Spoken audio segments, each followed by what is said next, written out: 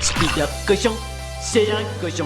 Salut, de nombreux super-héros sont apparus au fil du temps, comme par exemple Superman, Batman, Iron Man, Cuivreman, Spider-Man, et même TFD-Man dont personne ne connaît l'identité secrète. Armé de son sens des films pourris, ses 300 abonnés, sa classe naturelle, il ne montre aucune pitié pour les films de merde. Mais aujourd'hui on va parler de Spider-Man ou l'homme araignée. Pas n'importe lequel d'ailleurs puisqu'il s'agit ici du premier long métrage puis téléfilm sur Spider-Man de l'histoire portant sur les origines du super-héros suintant les années 70. D'ailleurs on se moque mais ça n'a pas tellement vieilli. Au secours. On est plongé dans l'action puisqu'un médecin et un avocat transformés en zombies via un pins braquent une banque pour s'écraser contre un mur avec une violence incommensurable avant que les malfrats ne récupèrent le magot et les pins. Au sein du journal Le Daily Bugle, on apprend qu'un maître chanteur exerce un contrôle absolu sur l'esprit de ses victimes et menace de faire se suicider les 10 victimes si le maire ne lui remet pas la somme de 50 millions de dollars. Peter Parker revient au laboratoire où il manipule un liquide radioactif à l'aide d'un bras mécanique ballottant qui me fait surtout penser à ces attrape-peluches des salles d'arcade. Je précise qu'on te harcèle pendant 5 minutes pour te faire comprendre que c'est ultra dangereux. J'ai surtout peur que mon insigne signal me dise un jour que j'ai été exposé aux radiations. Oh, j'ai une de ces peurs, moi une goutte de ce truc et fini le bonhomme. Toutes ces histoires de radioactivité, ça ne me dit rien qui vaille à moi. C'est pourquoi Peter Parker ouvre la porte avec comme seule protection une pauvre paire de gants. Je vais commencer à boucler. Bon, à ce stade tu vas surtout perdre tes cheveux, hein, même bouclés. Ah et pour information, ils ne sont que scientifiques étudiants. Tout ça pour décrocher un diplôme inutile. C'est surtout une excuse pour rendre l'araignée radioactive qui le mordra en hors-champ et lui donnera ses super pouvoirs. Radioactive et en surveillance évidente comme dans les jeux vidéo, à tel point qu'il ne la voit même pas. Il y a quelque chose qui a bougé. J'ai rien vu moi. Et qui disparaît entre les plans, mais au point où on en est, c'est vraiment un détail. On enchaîne sur une autre personne contrôlée qui réussit à braquer seul un transport armé depuis 1902, et petite anecdote, le groupe The Vanguard existe réellement. C'est donc un placement de produit inversé. D'ailleurs, je me demande si on peut attaquer en justice pour mauvaise publicité. Pour publicité dégradante envers les téléfilms Asylum, je condamne TFD à une peine de... Ok, oubliez ça en fait. Comme pour les premiers, le braqueur va se jeter sur un mur dans une ruelle, et Parker obtient son premier super pouvoir, le Spider-Sense lui annonçant un danger. La grosse voiture bruyante qui lui fonce dessus à 2 à l'heure. Mon TFD-Sense m'annonce un danger immédiat. Et plutôt que de simplement s'écarter, il va se piéger dans la ruelle étroite et obtenir son second super pouvoir, la grimpette. Suite à ça, le capitaine Barbera interroge Parker qui a bien du mal à se décider sur sa version des faits. Le capitaine Barbera, vous avez tout vu, là, ce qu'on m'a dit? Ah oui, tout. J'ai couru, mais sans pouvoir semer le type. On n'a vu personne sortir de la ruelle. Mais je n'étais pas ici. Je voulais dire que j'avais tourné la tête. Le tout avec une touche pour le moins amicale. Faut pas avoir peur de la police, elle te protège. Puisqu'il teste ses nouveaux pouvoirs, il va d'abord jouer au laveur de carreaux en plein quartier résidentiel et à visage découvert. Attention, il va sauter! Puis se dégote un parking commercial vide et grimpe à l'immeuble quand son Spider-Sense lui permet de détecter un vol de sac à main. Bon, moi j'ai toujours cru que ça détectait le danger. Hotline TFD-Sense, j'écoute. On m'a volé mon goûter. On passera sur le fait que subitement tout le pâté de maison débarque au même moment et ont tous vu Parker sans cagoule descendre et se barrer en 5 secondes, pour revenir sur un autre détail. Afin qu'il puisse payer ses études scientifiques, son boss du journal le paiera 46$ si Parker lui ramène une photo de l'homme araignée. Ça fait 2 jours que ce gars-là essaie de me faire cracher 46$. Il doit vraiment être dans la dèche, mais surtout, comme le costume du super-héros n'existe pas encore, Parker va l'inventer sur place, ce qui n'est pas très malin. De quoi a-t-il l'air? Voilà, il... Qu'est-ce qu'il porte? Il porte un costume spécial. Oui, un déguisement. Il ressemble à une araignée. Il avait un déguisement. Oui, il porte une cagoule, et puis un chapeau de forme, et puis un genre de poncho, et une jupe, et...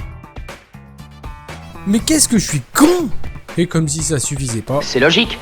Ça vous plairait qu'on vous montre du doigt comme si vous étiez un phénomène? Eh, venez voir, voilà l'homme araignée, le dévissé qui marche sur les murs. Donc après avoir cousu main son body moulant, il se prend en photo et la ramène à son boss qui pense qu'il s'agit d'un montage. Ces photos sont peut-être truquées. Oh, voyons, patron, voyons. Soyez pas de mauvaise foi. Il dit que c'est par hasard Comme par hasard dans la même journée... qu'il a réussi à photographier l'araignée. L'homme araignée. Ça ressemble à quoi ce nom-là? Oh, ces regards, ça veut tout dire. Nouveau braquage d'un autre contrôlé qui s'est pris pour un mannequin de crash test et on retrouve le capitaine Barbera et Parker qui a toujours du mal avec sa version des faits. Je vous assure, capitaine, que ma présence ici n'est qu'une simple coïncidence. Je travaille pour un grand journal. Qu'est-ce qui se passe ici? Maman. C'est lui. Non, c'est pas moi, j'ai un alibi, j'étais au cinéma. Et on enchaîne sur un acteur mort intérieurement. Il est bloqué par le volant, il a rien à faire. Allons, vous énervez pas comme ça. On a fait tout ce qu'on pouvait faire. Avec sa super force, Parker débloque ensuite la victime dont il croise et escorte la fille jusqu'à l'hôpital. À son réveil, la victime explique ne se souvenir de rien, mais c'est sans compter les méchants qui veulent terminer le travail. Parce qu'on est vraiment très méchants. Et donc l'un des complices attache le badge de contrôle à la veste que la victime ne porte pas, ce qui force cette même victime estropiée à se déplacer jusqu'à sa fenêtre parce qu'un Minitel le lui ordonne, sous les yeux de tout le monde dont Parker qui enfile son costume sorti de nulle part en un temps record, monte toute la surface de l'immeuble pour le redescendre aussi sec sous la bonne fenêtre, alors que la victime est atteinte du syndrome de je mets 3 plombs pour sauter parce que je sais que je vais me faire sauver, par Spider-Man qui plutôt que de le remettre dans son lit d'hôpital le ramène sur le toit de l'immeuble. J'abandonne. Tout ça pour tuer un homme qui de toute façon ne se rappelle de rien. Il ne se souvient de rien de ce qui s'est passé. En papotant sur le trajet du retour, la fille explique que son père, qui a été mentalement contrôlé, faisait partie d'une thérapie de groupe, ce qui du coup induit que le capitaine Barbera est vraiment un enquêteur de génie.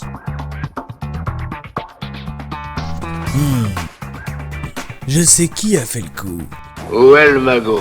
Les voilà donc partis voir ce fameux thérapeute et méchant du film qui leur offre un aperçu d'une session de confiance en soi. Vous méritez d'être malheureux, fou que vous êtes.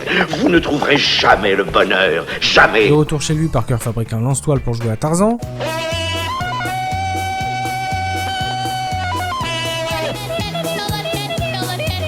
Avant que son électrocardiogramme ne soit brouillé par des ondes provenant d'une séance d'hypnose du méchant à 10 km de là, et qui essaye de rendre ses patients et les spectateurs du film épileptiques. Le Spider-Sense, qui fait aussi café, lui envoie des images de la séance d'hypnose et le voilà déjà en train de grimper au bon immeuble qu'il escalade avec toute la grâce d'un super-héros. Oublié jusqu'à l'idée du réalisme, ici l'homme araignée qui a perdu son ombre court comme un chien estropié à la verticale et marche littéralement sur la perspective de l'immeuble. Enfin, quand il y en a une. Une fois en haut, il sort un appareil qu'il ne possédait pas durant son ascension, et même si je suis tenté de vous proposer un endroit où il aurait pu le mettre, on va tout de suite passer à cet effet spécial époustouflant. Appareil qu'il brise d'ailleurs en éternuant, et qu'il laisse ensuite retomber comme un singe le ferait. Bon, tout ça pour redescendre. C'est comme si je t'avais rien sur la peau. Rien sur la peau. Rien sur la peau. Il se dégote une fenêtre, vérifie 3 fois qu'il n'y ait personne, mais malgré ça, 3 moines chinois en kimono et sabre de bambou sortent de leur cachette en faisant une démonstration qui rendrait vert de jalousie les plus grands moines de Shaolin. Pour propos racistes, je condamne TFD à une peine. Non mais là j'y suis franchement pour rien, c'est déjà kitsch de base, vous allez pas me dire que Spider-Man poursuivi comme ça est crédible quand en plus il s'enfuit comme une tapette. Pour propos homophobes, je condamne. C'est mou, c'est lent, c'est tellement mal chorégraphié qu'ils sont obligés d'accélérer la scène pour éviter qu'on s'endorme. Et je parle même pas de celui qui lance carrément son bâton, celui qui a failli estropier son pote, la caresse sur la nuque, la fine toile qui enchevêtre des acteurs en train de surjouer, et Spider-Man qui les piétine en partant. Le pire c'est que c'est pas terminé. Parker remonte l'immeuble à toute vitesse et qui est déjà là. Putain mais c'est des Spider-Man ou quoi? Je me foutais de la gueule des combats dans Highlander, mais là on est bien 10 niveaux dessus. Ils agressent même un poteau en métal. Ah mais créant.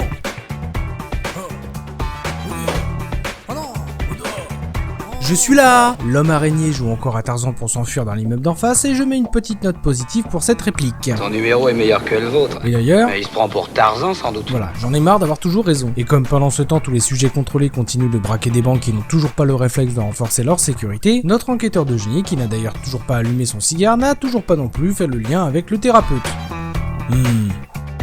J'ai une idée.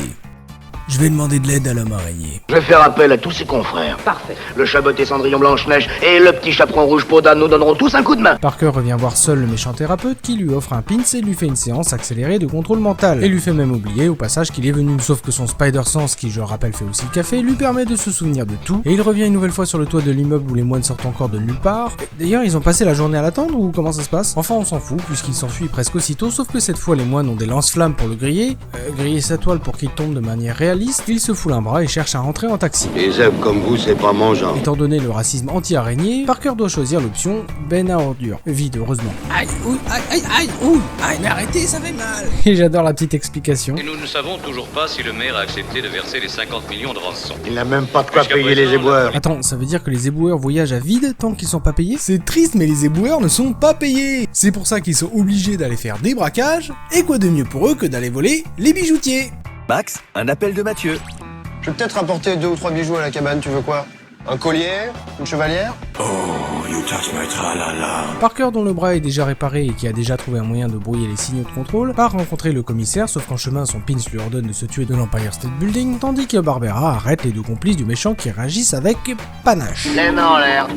Bon, vous fâchez pas, on se rend. Bon petit garçon, souvenez-vous que l'eau ça mouille.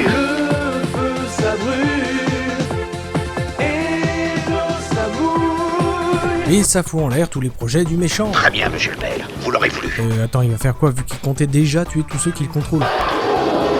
Ah, donc il tape sa commandos pour ordonner à Parker et seulement lui de se suicider pour de vrai cette fois. Peu importe, Parker vient frotter volontairement son pix de contrôle qui en plus en gros plan n'est même pas attaché alors que de toute façon il aurait simplement pas pu passer les grilles, justement faites pour empêcher le suicide, et qu'il récupère dans sa main sans être contrôlé, mais à ce stade la logique a déjà sauté du toit. Il s'agit tout simplement d'une métastase à micro-ondes radioactives à favorisation scénaristique absurde. J'ai d'ailleurs ici un échantillon qui...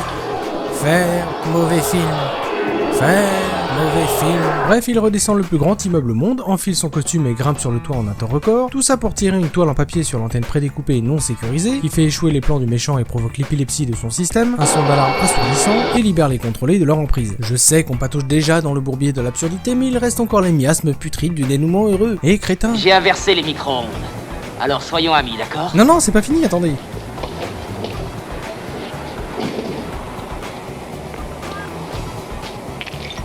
Voilà. Ah, je vous avais prévenu. Et vous pensez qu'on peut faire encore plus gland? Mais bien sûr. Les ondes se sont retournées contre le méchant sans aucune raison, et le voilà devenu un légume. C'est moi maintenant qui donne des ordres. Permettez-moi de vous faire une petite suggestion.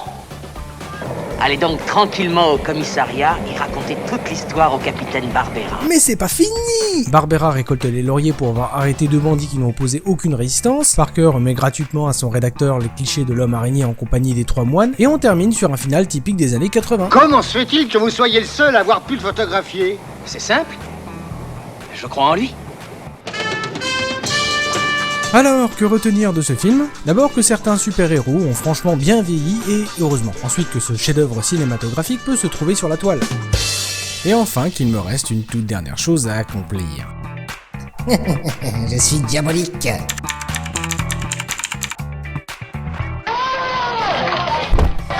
Rien sur la peau, rien sur la peau. Bon film débile. L'araignée, lui le plus fort, le justicier. Il est du pays, attention, car l'araignée est là.